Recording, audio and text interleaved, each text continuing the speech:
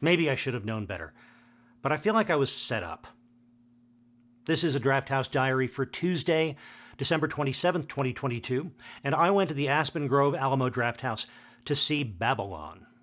I went into Babylon really wanting to like this movie. It's a movie about the movie business, exactly my kind of thing. And it features some real movie star presences like Brad Pitt and Margot Robbie and Diego Calva. And it's directed by Damien Chazelle. I loved La La Land, so I know Chazelle can do spectacle while keeping us grounded in characters that we care about. I also liked First Man, his biopic about Neil Armstrong, so I know that he can be reserved and quiet and focused. So a Damien Chazelle, character-driven epic about Hollywood in the 1920s? Absolutely, sign me up. And I was crushed. With Babylon, Chazelle somehow managed to take these extremely talented people, many of whom were delivering very strong performances, as well as spending a whole bunch of money and time and effort and no doubt art, and build this amazing, huge thing and somehow turn it into this movie that is ugly and largely repulsive. So many scenes in this movie are just unpleasant and difficult to watch, and that's clearly no accident.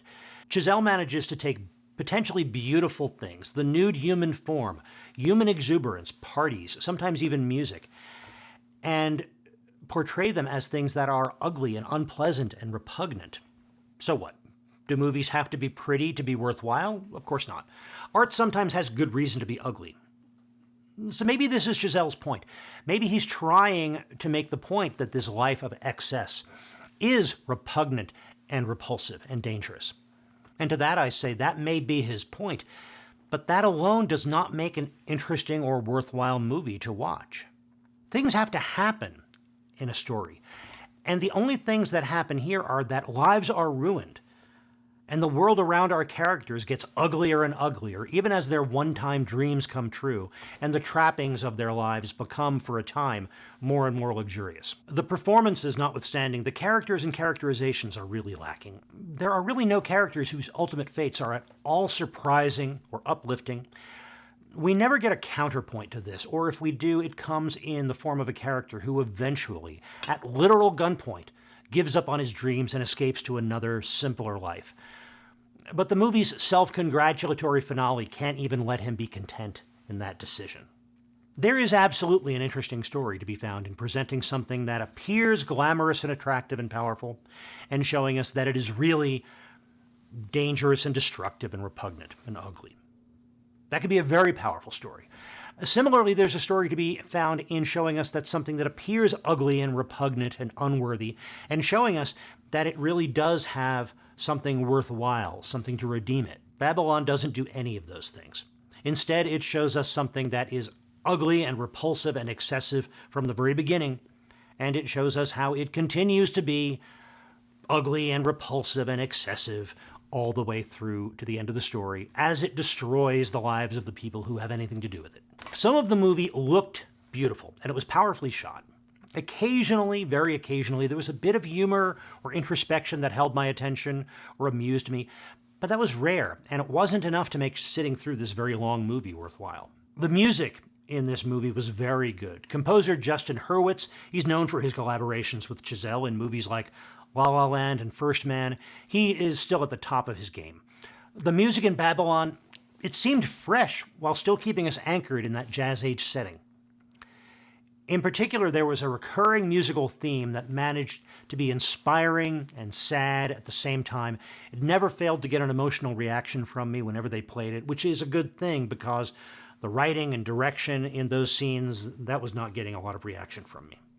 The story in Babylon, it's largely following characters from the mid-1920s through the mid or early 1930s, as Hollywood moves from the era of silent movies into talkies. It more or less parallels the time frame covered in the movie Singin' in the Rain, and like Singin' in the Rain, it also addresses the challenges that some performers have in making that move from silence into talkies. And in case any of that was lost on anyone, they hit you over the head with it multiple times, shamelessly, almost insultingly, by the end of the movie. If the goal was to take the story of Singin' in the Rain and make it ugly and depressing, mission accomplished. At the very end of this movie is a montage showing us the history of cinema from the earliest experiments through the present day. It is so self-indulgent. It is reveling in the profound importance of cinema in a way that Empire of Light or even The Fabelmans did not do. And very few movies would try to get away with it. It kind of seems like a last-ditch effort to get us to take this movie seriously, to give it some kind of purpose. But it's too little, too late. It's like the movie patting itself on the back, as if it didn't care that I was still sitting in the theater after 3 hours. So in the end, a disappointing movie. It did not live up to my admittedly heightened expectations. But this is still a Drafthouse Diary, so let me talk about other aspects of my visit to the Alamo. Alamo Preshow for Babylon was strangely fun and a little surprising, although in retrospect it shouldn't have been. It was mostly about drugs in silent movies. And it's amazing how many examples they found. It was mostly drug humor from these old movies, including the movie The Mystery of the Leaping Fish, in which Douglas Fairbanks plays a character called Coke Anyday, who's an extremely drugged up version of a Sherlock Holmes type sleuth. Weird, funny, but it's just way over the top in terms of the drug humor that some of these movies got into. And of course, this plays right into the extremely excessive drug use that we see in Babylon. And there were other things as well in this pre-show, including little clips of interviews with Kenneth Anger about his books on Hollywood Babylon, which gave rise to a lot of the stories that we hear today about the excesses of this period of film history. But overall, it was a good pre-show. It was strange. It was funny. And I feel like I learned a little bit about movies from the pre-show, which is always a great thing. Food. Well, I didn't get much food at this visit. I did get a baked pretzel. That is one of their appetizers. It's a soft pretzel, baked, served warm. It was good, but it was extremely salty. That's an odd thing to say about a pretzel, I know, but this was excessively salty, especially when paired with the queso dipping sauce that it comes with. So I may or may not try that again, but this was kind of overboard.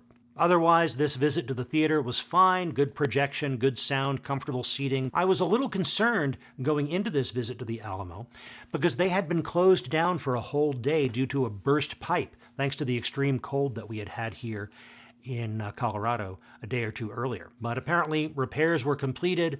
I didn't notice any sign of damage or problems with their facility or their operations. And I'm glad for that because it's got to be tough to have to close down for a day during that very busy movie-going week between Christmas and New Year's. I'm glad they came out of it okay. All of that said, thank you very much for watching. I really appreciate it. If you're interested in more Drafthouse Diaries, please consider clicking on subscribe. If you liked this video, you've watched this far, please consider clicking the like button down below. But most important, I'm glad you're here. I hope you'll be back. In the meantime, enjoy your movies, and when you do, stay till the end of the credits.